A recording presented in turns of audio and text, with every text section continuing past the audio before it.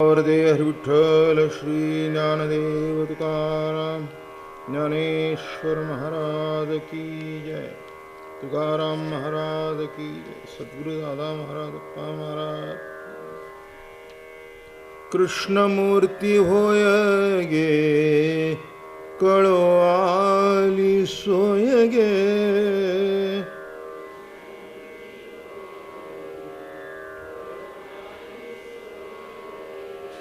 कृष्णमूर्ती होय गे कळो आली सोय गे।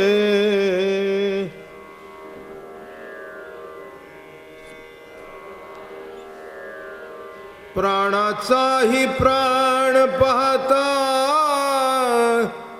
सुख सांगू काय गे।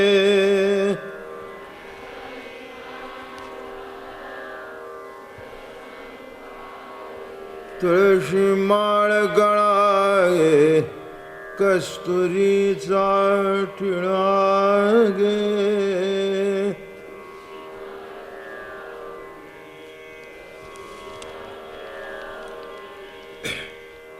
अर्धांगी रुक्मिणी विंजणे वारिती गोपी बाळा गोपी बाळा गे। तुळशी माळ गळा गे कस्तुरीचा टिळा गे।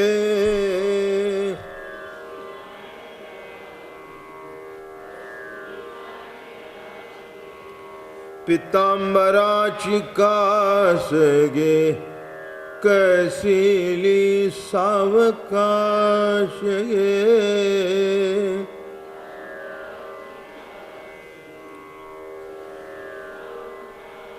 नारद तुंबर गायन करीती पुढे निजदास गे।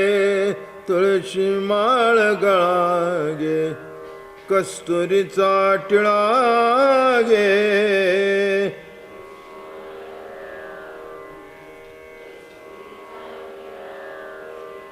अर्धांगी रुक्मिणी विंजणे वारिती गोपी बाळा गे। तुळशी माळ गळा गे कस्तुरीचा टिळा गे।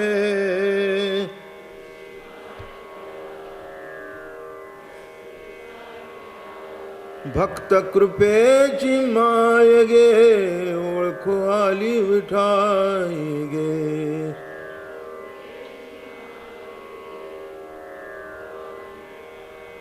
एका जनार्दनी विठे जोडियले बाय गे। तुळशी माळ गळा गे कस्तुरीचा टिळा गे।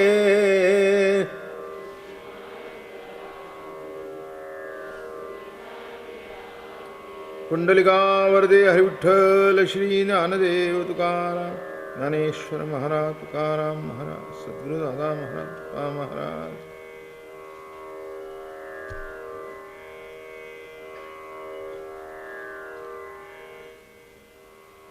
माऊली महावैष्णव संत श्रेष्ठ नाथबाबा आणि सर्व संत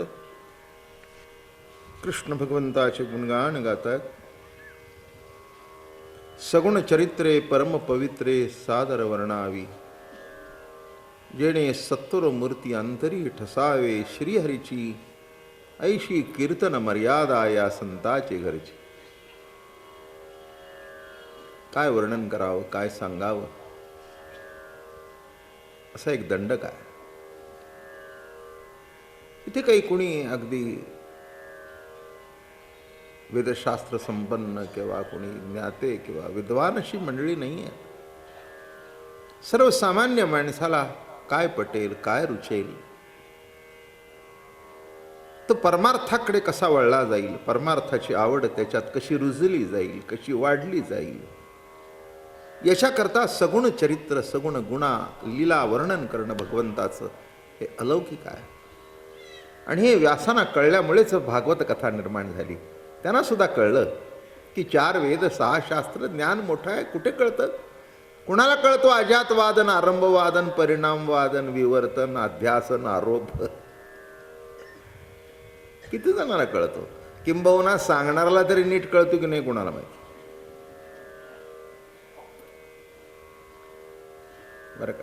तेव्हा असा हा जो काही भाग आहे. आणि कृष्ण चरित्र का लोकप्रिय झालं? भगवंताच्या चरित्रामध्ये लीला आहेत, खोड्या आहेत, कर्तृत्व आहे, नेतृत्व आहे, भोक्तृत्व आहे. बरं का? हो, शृंगार आहे, शांतरस आहे, वीररस आहे. आणि म्हणून तो रसरूप भगवान आहे. रसरूप भगवान आहे. आणि रसरूप भगवान असल्या कारणाने तो रास क्रीडा करू शकला. हे लक्षात येणं महत्वाचं आहे. राजा परीक्षितेला 7 दिवसात उद्धार व्हावा म्हणून सांगितलेला भाग आहे, नाही का? राजा परीक्षितीच्या राज्यामध्ये कली येऊ शकत नव्हता, त्याला प्रवेश नव्हता. परीक्षिती काही साधा होता का? जन्माला आल्याबरोबर परीक्षण करू लागला की ज्याला मी पोटात बघत होतो तो बाहेर कुठे दिसतो. हे कृष्ण परमात्म्याने त्याचं रक्षण केलं ना, बरं का? उदरामध्ये कृष्ण परमात्म्याने रक्षण केल्या कारणाने जन्माला आल्याबरोबर तो असा बघू लागला, परीक्षण करू लागला. म्हणून त्याचं नाव परीक्षिती राजा पडलं. धर्मात्मा होता, मोठ्या कुळामध्ये त्याचा जन्म झाला होता असा हा राजा परीक्षिती. आणि बघण्यासारखं कौतुक आहे, विशेष आहे, अलौकिक आहे. कली तिथे कसा येऊ शकतो? मग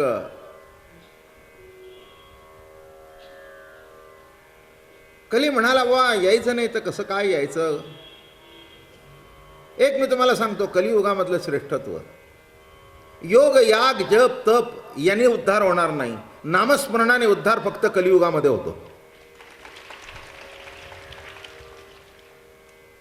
कलियुगी सुगम साधन नलगे योग, याग, त्याग, दान, निर्लज्ज करिता हरि कीर्तन, चारिणी मुक्ती चरण वंदिती. म्हणून लक्षात ठेवा, तुम्ही कलियुगात आला हे वाईट झालं नाही, कलियुगात आला हे बरं झालं.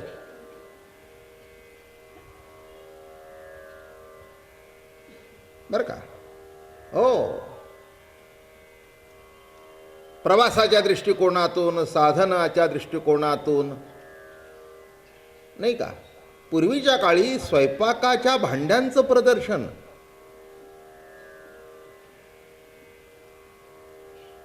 ही कल्पना सुद्धा म्हणजे तुमच्या कल्पनेच्या पलीकडचा विषय आहे.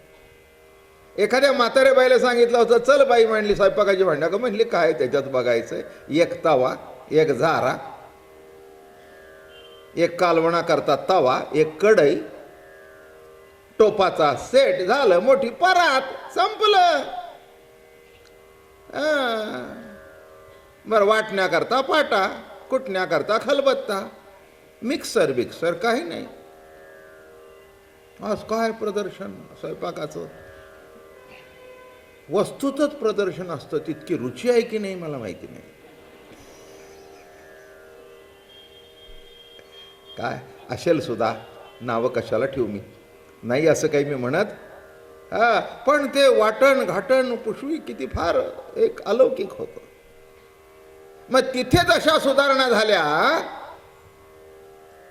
तसं कलियुगामध्ये ही सुधारणा व्हायला नको का? मोक्ष सुद्धा झटकन भेटायला पाहिजे.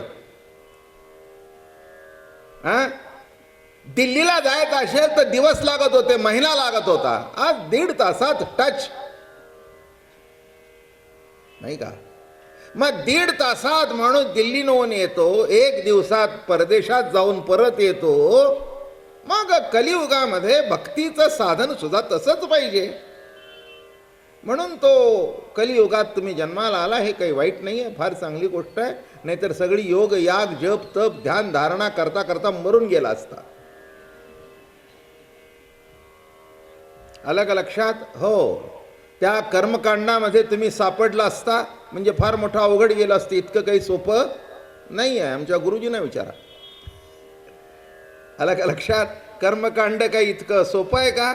फार अवघड आहे, फार अवघड आहे. म्हणून कर्मकांड करणारे गुरुजी सारखे नखाबोटावर मोजणे इतके. बाकींना नकोच आहे ना, अवघडच ना. अहो जरा जर कुठे चुकलं तर पाप. मग हे नसतं पाप कोण डोक्यावर घेतो? त्यापेक्षा कलियुगी सुगम साधन नलगे योग याग त्याग दान निर्लज्ज करिता हरि कीर्तन आणि चारी मुक्ती चरण वंदिती. मग तो कली म्हणाला, बाबा ठीक आहे, पण आम्हाला राहायला काहीतरी जागा तरी असू द्या कुठेतरी. राजमहाल नको, निदान झोपडपट्टी तरी. ते म्हणे तुला 4 ठिकाणं देतो. बार, मदिराघर, वेश्याघर, कसाई, खाटकाचं घर आणि जुगाराचा अड्डा. म्हणून या 4 ठिकाणी जाताना विचार करून जा. तुम्ही जात नसालच म्हणून इथे येत आहे. तेव्हा कुणी जर जात असेल तर कलियुगामध्ये फक्त या 4 ठिकाणीच कली असतो. मग तो कली म्हणाला, अजून एक स्थान मला द्या. ते म्हणाले, ठीक आहे, जिथे सोनं आहे तिथे तू जा. पुढचं ऐकून घ्या, महत्वाचं आहे. मग सोन्यात जर कली आहे तर देवाच्या डोक्यावर मुकुट सोन्याचा कसा? याचा अर्थ तिथे असा आहे की वाम मार्गाने जी संपत्ती आली तिथे कली आहे. अर्थ कळला का? कली कुठे आहे? आता मला सांगा, विभूती योगामध्ये 10व्या अध्यायामध्ये सर्व धातूमध्ये सोनं मी आहे असं सांगितलंय. मग सोनं जर मी आहे तर कली तिथे कसा असेल? पण कोणच्या याच्यात कली आहे? मी मागेही सांगितलंय की वाम मार्गाने येतो तो पैसा आणि सन्मार्गाने येते ती लक्ष्मी. माझं बोलणं कळलं का? हो, साधं सरळ गणित आहे. एखादी गोष्ट जर चुकीच्या मार्गाने आली, भ्रष्टाचाराच्या माध्यमातून आलं तर तो पैसा आहे, ते पाप आहे. पण एरवी लक्ष्मी पूजन आपल्याकडे आहेच आहे. म्हणून लक्षात ठेवा, जेव्हा त्यांनी सांगितलं की जिथे सोनं आहे तिथे कली आहे, त्याचा अर्थ असा आहे की जिथे वाम मार्गाने आलं तिथे ते आहे. नाही तर सुवर्ण ही सुद्धा विभूती आहेच. आपल्या प्रत्येक बाईच्या गळ्यामध्ये मंगलसूत्राचा मणी हा सोन्याचा असतोच. आणि आपण बोलतो सुद्धा अगदी सोन्यासारखं बरं का. म्हणून अर्थ नीट लक्षात घ्या, म्हणजे त्याचा काहीतरी उलटसुलट अर्थ होणार नाही. म्हणून कलियुगामध्ये मग काय करावं? कलियुगी करावे हरीचे चिंतन. आणि ते हरीचं चिंतन करता करता करता करता त्याच्यामध्ये कृष्ण लीला ऐकावी, भगवंताची लीला ऐकावी आणि त्यातल्या त्यात सर्वश्रेष्ठ रासलीला बरं का. हो, रासलीला म्हणजे समर्पण लीला.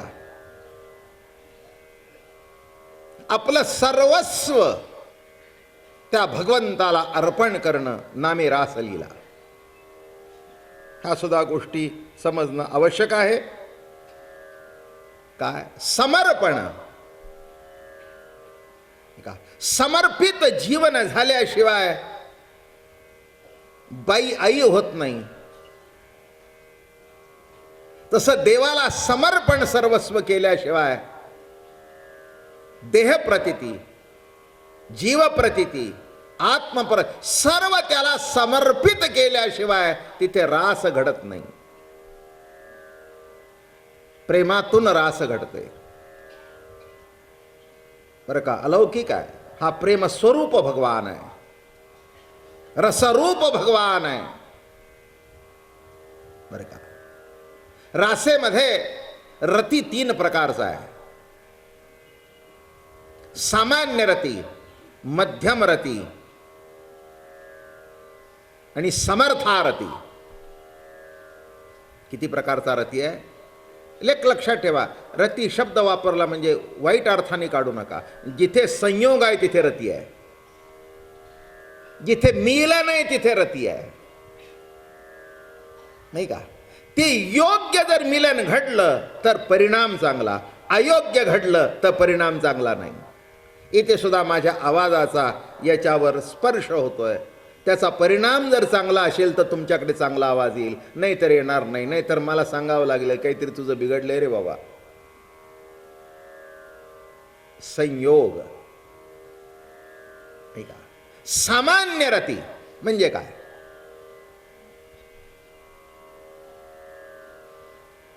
त्याला सुख मिळो नाही तर न मिळो, मला मिळालं म्हणजे झालं. अप्पल पोटेपणा, सामान्य रती, नाही का? मला सुख मिळालं म्हणजे झालं.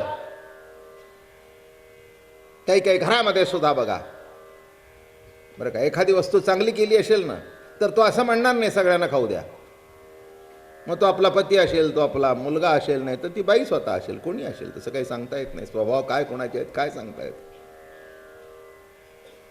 नाही का? पहिलं हाणून घेतील.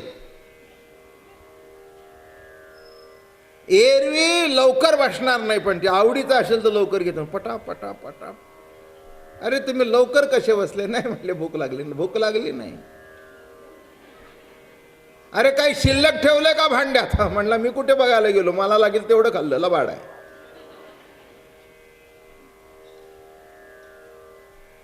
नाही का?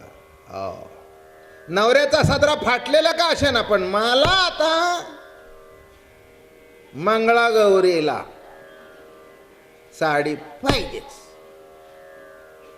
तुमची पॅन्ट फाटली तरी हरकत, पण मला पाहिजे. देह सुखामध्ये एकमेकाची आवड बघणं नाही, मला भोग पाहिजे. लक्षात ठेवा, रती घडतो पण तो सामान्य रती आहे. मध्यम रती, त्यालाही सुख असावं मलाही सुख असावं. मध्यम रती. बोनस आल्याबरोबर मग बायको म्हणाली, अहो तुमच्या सध्या पॅन्ट जरा खराब झाल्यात, त्याच वापरता, 2 नवीन करा. नाही ग, आलं का लक्षात? तसं काही नाही, मी करतो, तुलाही साडी घेतो, मुलांनाही घेतो. मध्यम रती, सर्व सुखी असावेत. तोही सुखी, मीही सुखी, मुलं बाळही सुखी, नवराही सुखी, बायकोही सुखी, नाही का? ही तारेवरची कसरत बायकांना करावी लागते बरं का. जेवणाच्या टायमाला सर्वांना आवडेल असं काय मोठं असतं. मग याला आवडेल ते, त्याला आवडेल ते, त्याला आवडेल ते, आणि सगळे पोटभर जेवले की काय झालं? म्हणून सगळ्यांना समानतेने सुख मिळणं हा मध्यम रती. बघा पुन्हा सांगतो, मीच सुखी व्हावा सामान्य रती, आम्ही सुखी व्हावं हा मध्यम रती, आणि मला नाही मिळालं ती हरकत नाही, पण तोच सुखी असावा समर्थारती. काय सांगितलं मी?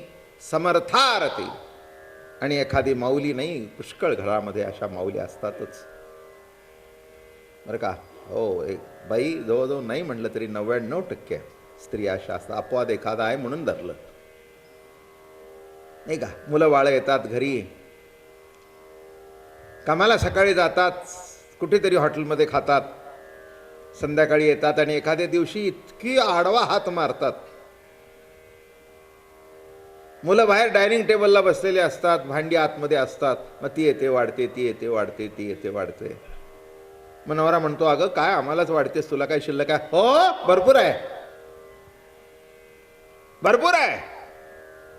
आणि मग सगळे जेवणं बिवणं झाली, मग नवरा हात धुवायला येतो आतमध्ये, बघतो तर भांड्यात काहीच नाही. अगं म्हणाला, काय तुझं आहे वा, इतकं वाढलं काही शिल्लक ठेवलं नाही.